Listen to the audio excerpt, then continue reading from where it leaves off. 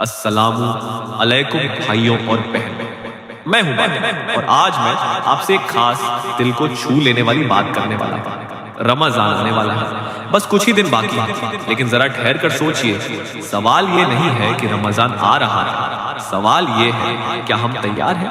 پورا سال ہماری زندگی کا گزر گیا، کتنی نمازیں چھوٹی، کتنی بار ہم نے ٹال دیا کل سے پڑھیں گے، کتنی غلطیاں ہوئی جنہیں ہم نے ہلکا سمجھ لیا، کتنی بار دل کو سمجھایا کہ اب بھی سمے ہے، اب بھی عمر پڑی ہے، ابھی تو زندگی باقی ہے، لیکن کیا کسی کو یقین ہے کہ اگلا رمضان ہمیں ملے گا؟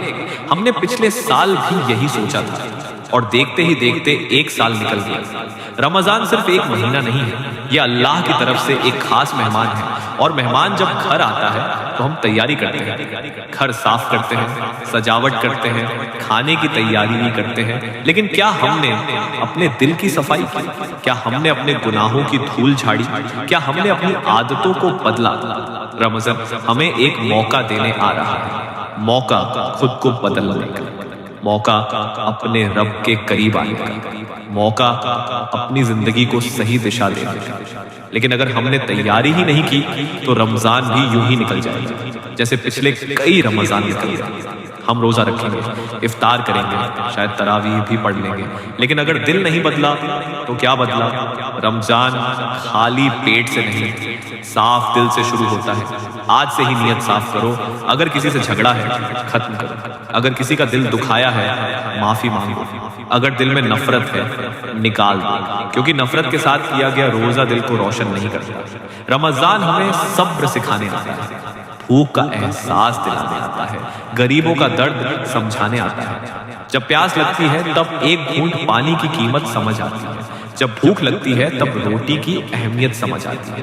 لیکن کیا ہم نے کبھی سوچا کہ یہ بھوک صرف شریر کی نہیں، روح کی بھی ہے؟ ہماری روح بھی بھوکی ہے، روح بھوکی ہے عبادت کی، روح بھوکی ہے سکون کی، روح بھوکی ہے اللہ کی یاد کی۔ رمضان اس روح کو کھانا دینے دیتا ہے، لیکن اگر ہم صرف موبائل میں لگے رہیں، صرف سیریل اور ویڈیو میں الجھے رہیں تو روح پھر بھوکی ہی رہ جائے گی۔ آج سے فیصلہ کرو، اس بار رمضان الگ ہوگا، اس بار صرف روزہ نہیں بلکہ نظر کا روزہ بھی ہوگا، زبان کا روزہ بھی ہوگا، دل کا روزہ بھی ہوگا۔ ہم جھوٹ نہیں بولیں گے، غیبت نہیں کریں گے، بیکار کی بحث نہیں کریں گے۔